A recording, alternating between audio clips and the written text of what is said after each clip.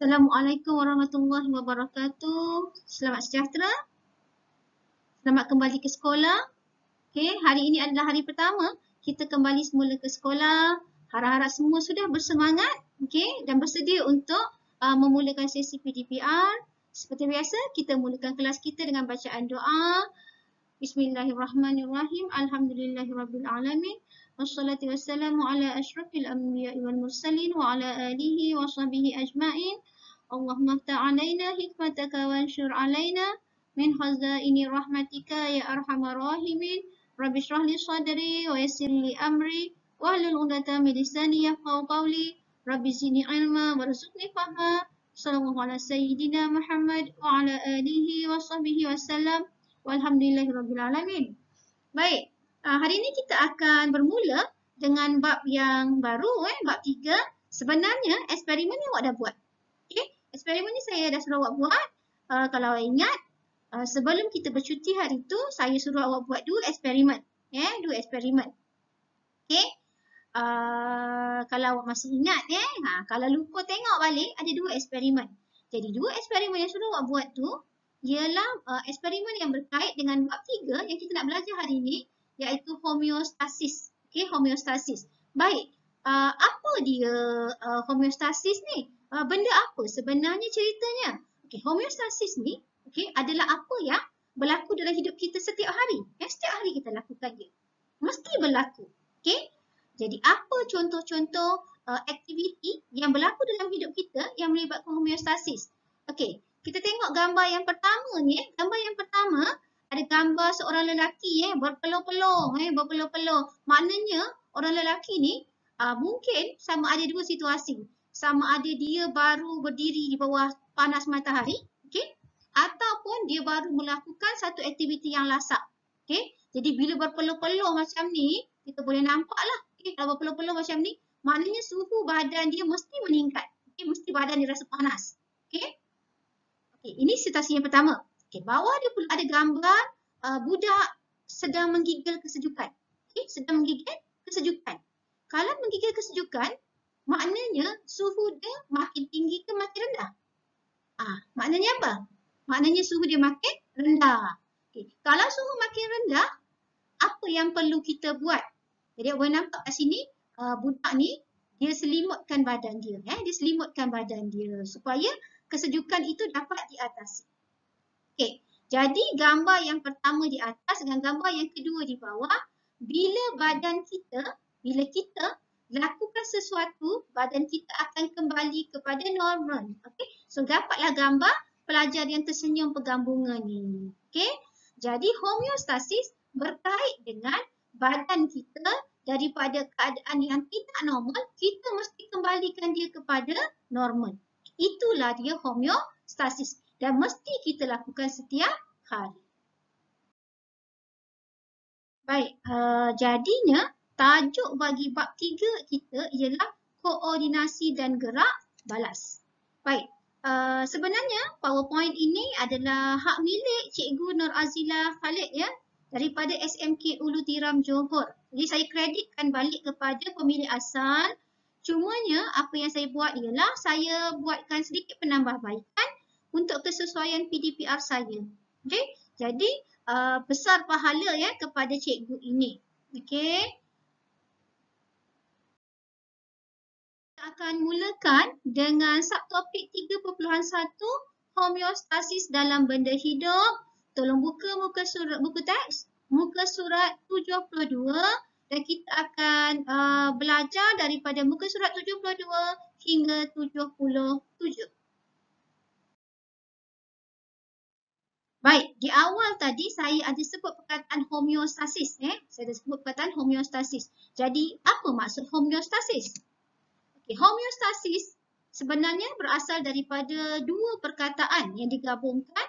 Okay, ini adalah perkataan Greek. Perkataan Greek. Okay, perkataan yang pertama homeo. Okay, homeo. Apa maksud homeo? Homeo ni maksudnya sama. Okay, sama. Sama. Perkataan yang kedua namanya stasis. Okay, stasis. Stasis ni maksudnya apa? Tidak bergerak. Itu maksud stasis. Stasis maksudnya tidak bergerak. Okay, tidak bergerak. Maknanya statik lah. Okay, statik. Itu maksud di homeostasis. Maknanya sama, tidak bergerak. Baik, jadi homeostasis tadi maksudnya apa? Sama dan tidak bergerak. Jadi sama dan tidak bergerak itu kita merujuk kepada apa? Merujuk kepada, tengok kat sini perkataan dia, badan kita perlu mengekalkan. Okay, perlu mengekalkan keadaan persekitaran dalam badan. Okay, mesti sama, mesti tidak bergerak. Jadi dalam badan kita, okay, ada benda dalam badan kita yang kita tak boleh ubah. Okay, tak boleh ubah. Okay, tak boleh ubah kerana kalau kita ubah, dia akan membawa bahaya kepada diri kita sendiri. Okay? Jadi, apa benda yang dalam badan kita, persekitaran dalam badan kita yang kita mesti kekalkan. Okay? Jadi, homeostasis ini adalah pengekalan kepada yang pertama, arah suhu. Suhu badan kita tak boleh kita ubah. Suhu badan kita 37. Tak boleh berubah. Kita kena kekalkan. Okay, kalau awak demam, maknanya suhu awak naik. Okay, suhu badan awak naik. Apa yang terjadi? Apa yang awak perlu buat? Awak jumpa doktor, doktor kasih ubat. Ubat itu akan turunkan balik suhu badan awak. Okay? Homeostasis berlaku di situ, kita kekalkan balik. Okay? Kembali kepada keadaan normal. Okay, apa lagi yang kita perlu kekalkan? Yang pertama arah suhu tadi, yang kedua air. Air dalam badan pun sama. Okay? Banyak mana air dalam badan kita kena kekalkan. Tak boleh terlalu banyak, tak boleh terlalu sikit. Apa lagi yang kita kekalkan? pH. pH ni apa? pH ni awak dah belajar kan di sekolah rendah, kita ada asid dan alkali. Jadi pH badan pun perlu kita kekalkan. Okay, apa lagi ni kita nak kekalkan? Tekanan darah. Tekanan darah kita pun kena kekal. Tak boleh terlalu tinggi, tak boleh terlalu rendah. Okay. Bila semuanya kita kekalkan, apa yang terjadi? Badan kita akan berada dalam keadaan seimbang dan stabil. Okay? Seterusnya, pengekalan persekitaran dalam badan ini untuk memastikan badan kita sentiasa seimbang dan stabil. Okay? Seimbang dan stabil. Bila seimbang dan stabil, apa yang akan berlaku? Semua proses dalam badan kita akan berjalan dengan lancar. Okay, barulah kita dapat hidup dengan normal. Barulah kita akan kekal sihat. Bila kita ubah salah satu daripada keseimbangan dalam badan kita, keadaan persekitaran badan kita, kita akan mula sakit. Okay, kita tengok seterusnya. Apabila persekitaran badan tidak seimbang. Okay, tidak seimbang. Contoh, suhu badan terlalu tinggi. Okay. Tinggi sangat suhu badan. Katakan suhu badan awak jadi 39. Mana tak seimbang lah tu. Okay. Apa yang akan berlaku kepada awak? Sel-sel organisma, sel-sel badan akan mula mati. Okay. Sel-sel mati. Okay. Bila sel-sel kita dah mula mati, maknanya kita pun lama-lama akan mula mengalami kegagalan fungsi badan. Kalau kita tak kawal, kita tak jumpa doktor, kita pun akan mati. Baik, jadi homeostasis dalam manusia adalah satu keadaan iaitu badan kita mempunyai mekanisme. Okey, badan kita ada satu mekanisme yang boleh, mekanisme yang boleh mengawal suhu badan, kandungan air dan sebagainya. Maknanya ada banyak benda lah macam pH tadi, pH darah, tekanan darah. Okey, semuanya dikawal supaya sentiasa seimbang dan stabil. Okay, seimbang dan stabil. Maaf, terlajak pula. Okay, jadi hari ini kita belajar homeostasis dalam manusia dahulu. Okay, so untuk kelas akan datang kita akan belajar juga homeostasis dalam tumbuhan dan juga haiwan. Okay, kita akan belajar semua.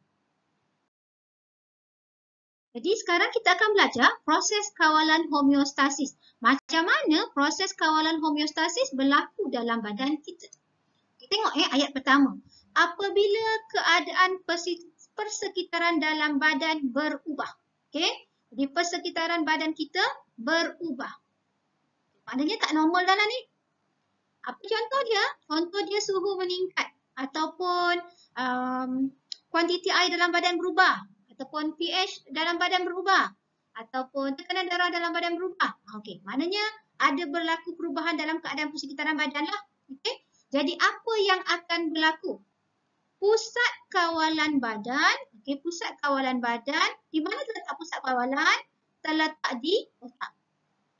Jadi pusat kawalan di otak akan mengesan peningkatan itu. Jadi jangan risau, badan kita ini, kita ada pusat kawalan. Terletak di otak. Bila berlaku je perubahan dalam badan kita, contoh macam suhu badan meningkat ataupun air dalam badan tiba-tiba terlalu banyak ataupun terlampau sedikit, dia akan cepat-cepat kesan. Pusat kawalan di otak akan cepat-cepat kesan. Selepas dikesan, apa akan berlaku? Ini langkah kedua. Selepas dikesan, mekanisme pembetulan akan mula dilakukan. Jadi mekanisme pembetulan akan mula bertindak dan dia akan ubah balik kita punya keadaan persekitaran badan kembali kepada normal. Kalau misalnya suhu meningkat, mekanisme pembetulan akan turunkan balik suhu. Turun kepada berapa? Turunkan balik kepada normal. Katakanlah suhu meningkat kepada 39. Pusat kawalan iaitu otak awak kesan. Mekanisme pembetulan akan berlaku, badan kita turunkan balik suhu balik kepada normal 37. Sama juga, katakan tiba-tiba suhu badan menurun. Turun mendadak. Tiba-tiba turun kepada 36. 36. Mekanisme pembetulan, sama juga mekanisme pembetulan akan mula bertindak. Mula-mula pusat kawalan lah otak akan kesan. Lepas tu mekanisme pembetulan akan berlaku. Dia akan naikkan balik suhu badan balik kepada normal. Naikkan balik suhu badan balik kepada normal, balik kepada 37. Sama sahaja. Baik, jadi kita nak terangkan proses kawalan homeostasis ini, kita boleh terangkan dengan menggunakan gambar rajah lah. Gambar rajah. Tengok gambar rajah ni. Katakan pada awalnya suhu badan adalah normal. Ni kita cerita suhu dululah, cerita pasal suhu badan dulu. Suhu badan awak normal. Lepas tu berlaku sesuatu, menyebabkan suhu badan awak meningkat. Sekarang suhu dah meningkat. Daripada normal, katakan 37, normal, naik kepada 39. Bila naik sahaja, apa yang akan berlaku? Pusat kawalan badan, iaitu otak, pusat kawalan terletak di otak, akan mengesan berlakunya peningkatan suhu badan melebihi aras normal. Selepas pusat kawalan di otak mengesan, apa yang akan berlaku? Langkah seterusnya, mekanisme pembetulan akan dilakukan. Jadi badan kita akan lakukan mekanisme pembetulan. Selepas mekanisme pembetulan berlaku, apa jadi? Suhu badan akan menurun semula, turun balik. Turun kepada berapa? Kembali kepada normal. Jadi ini adalah langkah-langkahnya. Katakan pula daripada suhu normal tadi, suhu normal ni, turun pula suhu badan kita. Turun pula, katakan turun kepada 35.5 darjah Celsius. Contoh, turun. Sama juga, yang pertama pusat kawalan di otak akan kesan dahulu. Dia kesan dulu. Selepas kesan, mekanisme pembetulan akan dilakukan. Mekanisme pembetulan berlaku. Selepas berlaku mekanisme pembetulan, suhu akan kembali meningkat semula. Meningkat kepada berapa? Kembali kepada normal 37. Baik, dalam peperiksaan, keluar tak soalan begini? Keluar. Keluar. Kita akan masukkan soalan ini dalam bahagian B. Jadi kita kasihlah gambar rajah seperti ini. Kemudian bahagian pusat kawalan ni kita buat kotak kosong. Mekanisme pembetulan pun kita buat kotak kosong. Jadi kita minta pelajar isikan tempat kosong. Apabila suhu normal meningkat, apa jadi? Kotak yang pertama, jawapan dia apa? Pusat kawalan. Jadi pusat kawalan terletak di mana? Di otak. Kemudian selepas itu, selepas otak dah kesan, pusat kawalan dah kesan, apa yang akan berlaku? Mekanisme pembetulan akan dilakukan. Selepas mekanisme pembetulan berlaku, apa jadi? suhu akan kembali menurun kembali kepada normal. Sama juga dengan apabila suhu turun mendadak. Okey, suhu badan turun mendadak, apa berlaku? Langkahnya sama sahaja. Okey? Baik, sekarang kita akan tengok kawal atur suhu badan. Okey, yang pertama kawal atur suhu badan. Baik, apakah sistem yang terlibat dalam mengawal atur suhu badan kita? Okey, untuk kekalkan suhu kita kepada 37 darjah Celsius. Baik, ada dua sistem terlibat di sini. Baik, sistem yang pertama, sistem perkumuhan. Okey, sistem perkumuhan. Sistem yang kedua adalah sistem endokrin. Baik, ingat lagi tak sistem perkumuhan tu apa organnya? Endokrin apa organnya? Kita dah belajar dalam bab 2. Jadi saya tak nak ulang. Okey? Cuma awak kena ingat sekarang ni dua sistem terlibat dalam kawal atur suhu badan untuk kekalkan suhu badan kita, iaitu sistem perkumuhan dan sistem endokrin. Baik, apakah organ yang terlibat pula? Okey. Organ yang terlibat yang pertama ialah kulit, yang kedua ialah otak dan yang ketiga otot rangka. Okey? Ini yang terlibat. Sekarang kita nak tengok apakah dia mekanisme pembetulan yang berlaku dalam badan kita, macam mana kawal atur itu dilakukan untuk mengekalkan suhu normal badan pada 37 darjah Celsius. Baik, katakanlah suhu normal badan kat sini diberikan suhu normal 37. Ini memang tetap tak akan berubah. Okey? Pergilah ke London ke, pergilah ke Arab Saudi ke, pergilah ke mana pun suhu normal manusia memang 37. Okey? Baik. Katakanlah suhu normal awak meningkat, suhu badan meningkat. Suhu badan meningkat, katakan meningkat. Okey. Macam mana keadaan yang boleh menyebabkan suhu meningkat? Contohnya pada hari panas. Bila cuaca panas, suhu badan meningkatlah. Okey? Pada hari panas, suhu badan meningkat. Awak duduk bawah panas macam ni. Contohnya lah. Okey. Jadi bila berlaku je peningkatan suhu, yang pertama pusat kawalan, pusat kawalan di otak akan kesan. Pusat kawalan di otak akan kesan.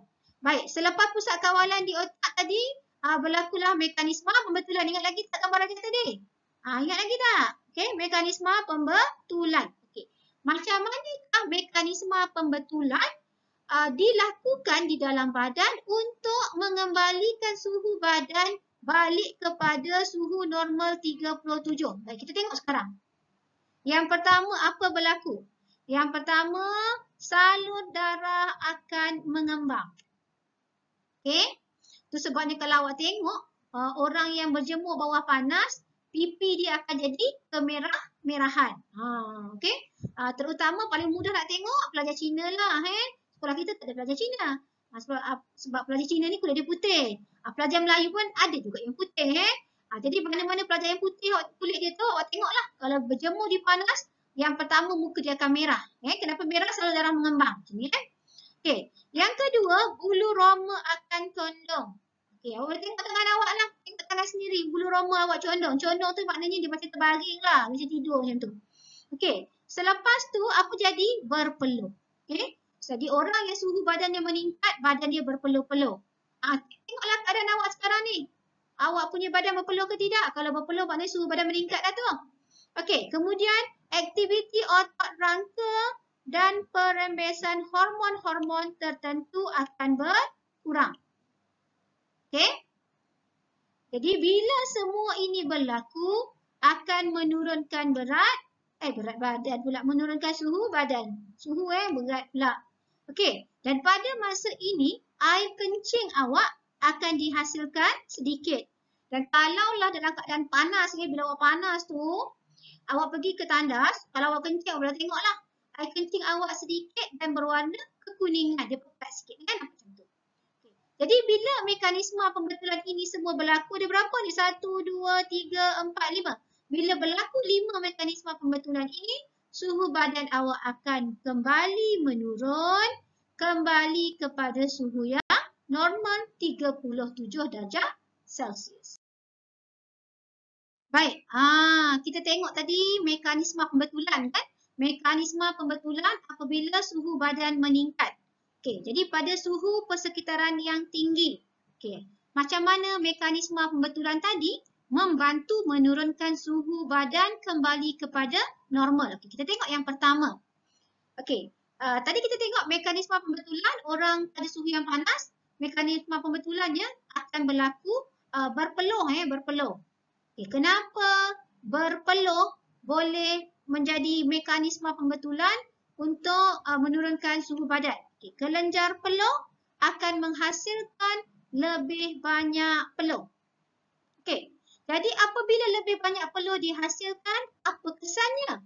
Menyejukkan kulit apabila peluh tersejat. Okey, jadi bila awak berpeluh, tadi badan awak panas kan? Okey, tadi badan awak panas.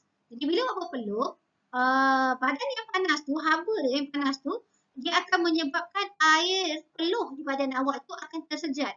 Dan apabila peluh tersejat, secara automatik badan awak yang panas tadi akan mula menyejuk.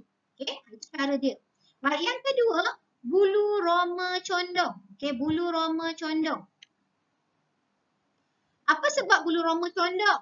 Untuk mengurangkan udara terperangkap pada kulit. Okey, jadi apabila udara yang terperangkap pada kulit dikurangkan, haba akan mudah dibebaskan daripada badan. Okey, jadi gambar yang ini gambar ni saya tunjuk ni, saya pusing-pusing kat sini. Ini adalah gambar badan berpeluh lah. Gambar berpeluh. Gambar yang kedua bawah ni, okey, yang bawah ni saya pusing-pusing ni, gambar bawah ni nampak ke gambar yang warna merah ni, ini adalah gambar darah ni darah Okey. Yang ketiga, mekanisme pembetulan ketiga, salur darah mengembang. Okay, kenapa salur darah mengembang? Merupakan mekanisme pembetulan untuk menurunkan suhu badan. Okay, apabila salur darah mengembang, dia akan membolehkan lebih banyak darah mendekati kulit. Okay, apabila banyak darah mendekati kulit, apa yang terjadi? Haba mudah dibebaskan daripada badan. Okay, jadi bila keadaan ini berlaku, suhu badan akan menurun. Okay, kembalilah kepada normal 37 darjah Celsius.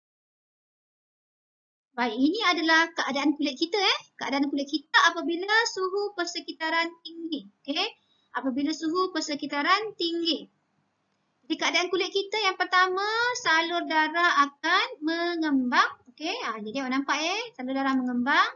Kemudian bulu roma akan jadi condong. Okey, ni condong condong. Yang condong lah ni, dia jadi condong. Okey.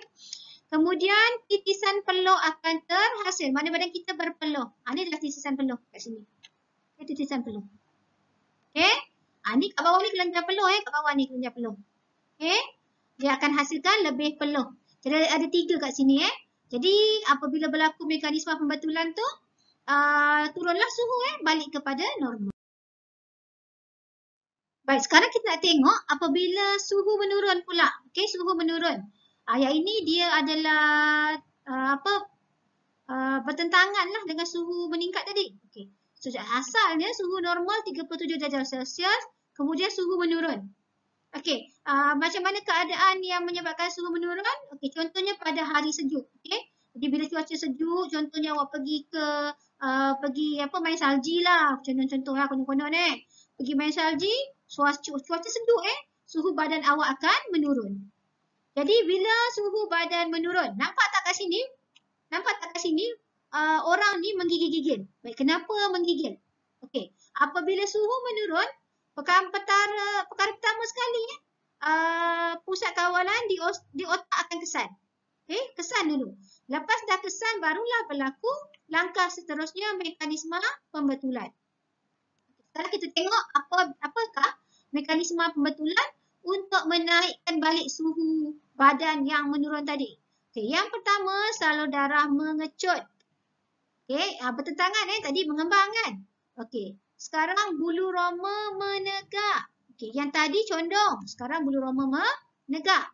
Okey, yang ketiga, bila suhu menurun, apa jadi? Kurang berpeluh. Kalau suhu meningkat, berpeluh banyak kan? Okey, seterusnya, otot rangka akan mengecut dan mengendur secara aktif. Okey, apabila otot rangka mengecut dan mengendur secara aktif, apa yang berlaku? Akan menyebabkan seseorang menggigil. Baik, Apa fungsi menggigil? Menggigil ini akan menyebabkan suhu badan kembali meningkat. Okey, jadi pada masa yang sama, hormon tertentu akan dirembeskan untuk meningkatkan metabolisme badan. Jadi dia berapa kat sini? Ada 4 mekanisme pembetulan. Jadi bila 4 mekanisme pembetulan ini berlaku, suhu badan akan kembali meningkat balik kepada suhu badan yang normal 37 darjah Celsius. Okey, jadi kawal atur badan kita ini yang bila suhu meningkat, yang suhu menurun, dia adalah bertentangan. Ya. Baik. Bila suhu persekitaran rendah, tadi kita dah belajar suhu persekitaran rendah. Tengok kat dalam gambar tu, kita ada gambar. Okay, yang pertama, bulu roma akan menegak. Okey, dia akan berdiri lah, menegak. Okey, bulu roma menegak. So, boleh nampak kat gambar tu. Okey, bulu roma menegak. Apa fungsi bulu roma menegak? Fungsinya adalah untuk memerangkap satu lapisan udara yang bertindak sebagai penebat haba. Okey, jadi ada fungsinya, ada sebabnya kenapa bulu roma itu perlu berdiri. Okey, ni lah ni. Boleh tengoklah gambar dalam gambar ni kan? Ni gambar bulu roma awak berdiri tegak ni ha. Okey, jadi bila bulu roma menegak, dia akan menyebabkan lapisan udara yang akan dapat memerangkap. Okey, dapat merangkap haba. Okey. Baik, jadinya awak semua jangan cukup bulu roma jangan cukup bulu roma. Penting bila awak sejuk bila suhu menurun, itulah fungsi dia, nak memerangkap lapisan udara yang bertindak sebagai penebat haba. Okey, yang kedua, salur darah mengecut. Okay, kenapa salur darah mengecut? Membolehkan lebih banyak darah menjauhi kulit. Kenapa nak jauhi kulit? Untuk mengurangkan pembebasan tenaga haba daripada badan. Okey?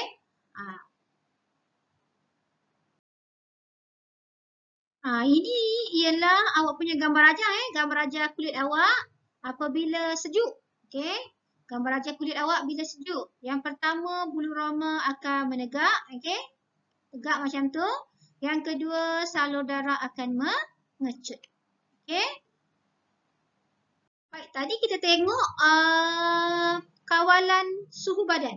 Kawalan suhu badan. Apabila suhu meningkat, apabila suhu menurun, macam mana mekanisme pembetulan berlaku dalam badan kita. Sekarang kita nak tengok apa? Sekarang kita nak tengok pula yang kedua, aras air. Okey, aras air. Okey, aras air. Okey, aras air badan kita daripada normal. Okey, daripada aras air normal. Katakanlah aras air itu daripada normal meningkat. Okey, maknanya banyak air dalam badan lah. Okey, jadi bila aras air daripada normal meningkat, sama juga cara macam suhu badan. Yang pertama, pusat kawalan di otak akan kesan dulu. Lepas dah kesan, berlakulah mekanisme pembetulan di dalam badan. Selepas berlaku mekanisme pembetulan, aras air akan mula menurun kembali kepada normal. Okey, sama juga daripada aras air normal, menurun.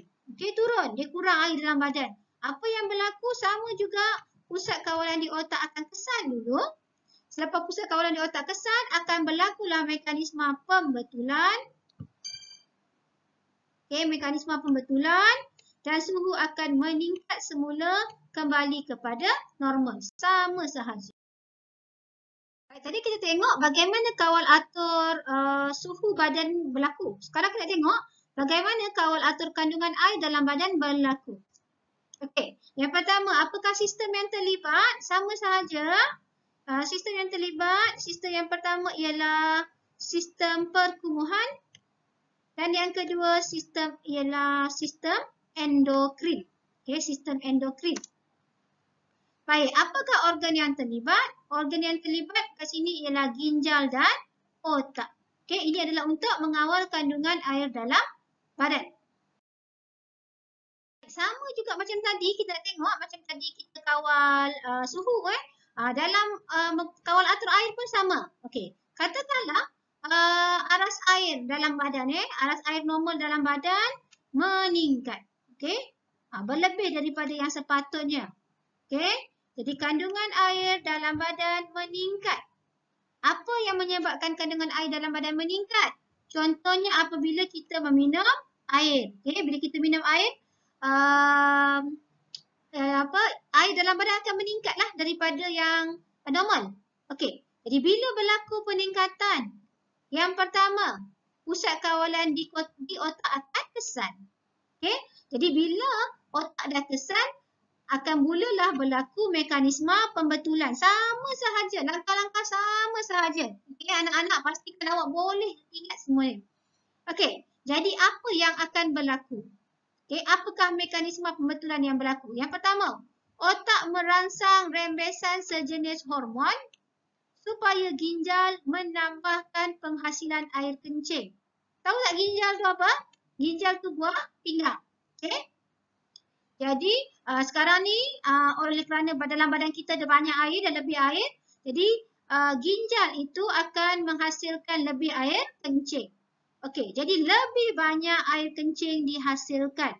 Okey, jadi bila banyak air kencing dihasilkan, awak kena pergi ke tandas lebih kerap untuk kencing lah. Okey, jadi bila awak kencing lebih kerap, secara automatik kandungan air dalam badan akan mula menurun. Okey?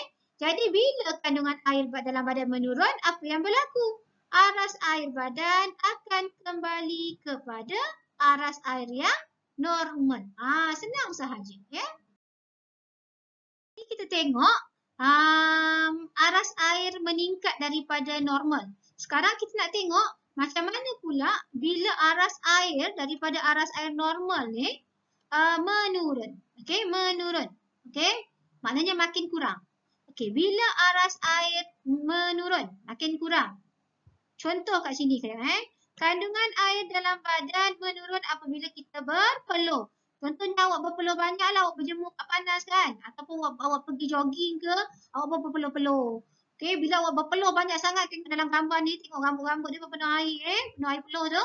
Maknanya apa berlaku sekarang? Aras air awak dalam badan awak akan mula menurun. Okey, sama juga. Yang pertama, pusat kawalan di otak akan mengesan dahulu. Selepas kesan, kita akan mula lakukan mekanisme pembetulan di dalam badan.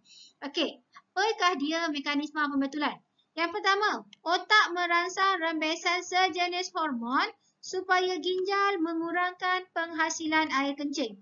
Okey, masa ni kalau bila aras air dalam badan awak menurun, kalau awak pergi ke tandas untuk kencing, awak punya air kencing sedikit dan dia pekat kekuningan.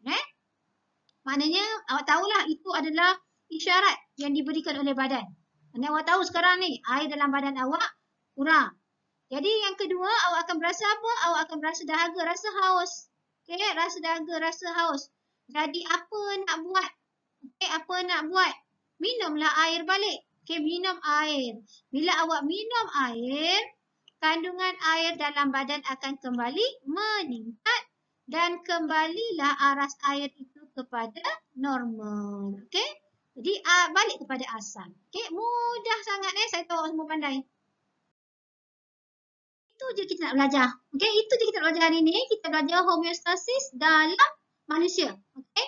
Jadi kita belajar dua kawal atur dia dua je. Yang pertama suhu, yang kedua adalah aras air dalam badan. Ya, pH, tekanan darah tu semua kita tak belajar kita belajar dua dia yang asas. Jadi itu sahaja yang kita nak belajar. Eksperimen awak dah buat. Okey, eksperimen dah buat dalam buku SPS. Saya dah suruh buat sebelum cuti hari tu. Siapa yang masih lagi belum buat. Okey, buat. Eksperimen tu wajib. Okey. Sedikit homework, sikit je anak-anak. Saya kasi sikit sangat. Kerja rumah adalah buku SPS, muka surat 36 dan 37. Okey, bukalah buku SPS, muka surat 36 dan 37. Nanti kita bincang jawapan buat dahulu. Jawapan semua ada dekat dalam video ini dan juga jawapan juga ada dalam buku teks. Okey. Muka surat 72 bermula daripada muka surat 72 sehingga 77 buku teks. Awak tengok macam jawapan dia. Okey. Macam biasa, kehadiran. Untuk kehadiran di ruangan komen tolong tulis nama awak. Tolong tulis kelas. Okey, nama dan kelas. Dan kehadiran saya akan ambil awak tengok video dulu. Yang penting awak tengok video dahulu dan awak masukkan, letak nama di ruangan komen, nama dan kelas di ruangan komen. Katakan buku SPS tak siap lagi, tak apa. Okey, tak apa, tak siap lagi. Yang penting masukkan nama dahulu. Okey, so saya akan key in kehadiran sebelum pukul 4.30. Saya akan ambil kehadiran. Saya kira kehadiran kat situ. Ya. Baik, terima kasih anak-anak semua. Kita sudahi kelas kita dengan membaca surah Al-As. Bismillahirrahmanirrahim. Wal-As innal insana lafi husn illa allazina amanu wa amilus solihati wa tawasaw bil haqq wa tawasaw bis sabr. Amin ya rabbal alamin. Okey, jumpa lagi.